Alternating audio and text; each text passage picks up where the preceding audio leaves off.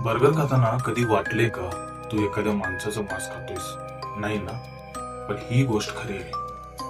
ही real story आहे अमेरिकेतील Baltimore शहरातील.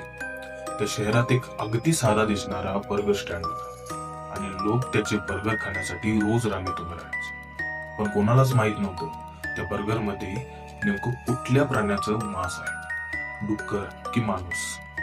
हा माणूस होता जोसेफ स्मिथ, एक निर्दयी सिरियल किलर ज्याने 10 पुरुष आणि एका महिलेचा खून केला. पण तो इथेच थांबला नाही.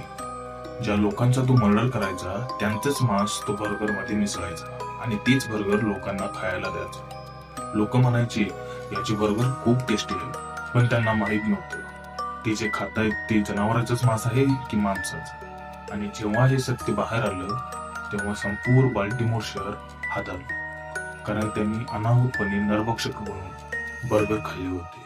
कधी कधी सगळ्यात भयानक गोष्टी आपल्या ताटातच असतात. अशाच खऱ्या हॉरर स्टोरीजसाठी आत्ताच फॉलो करा.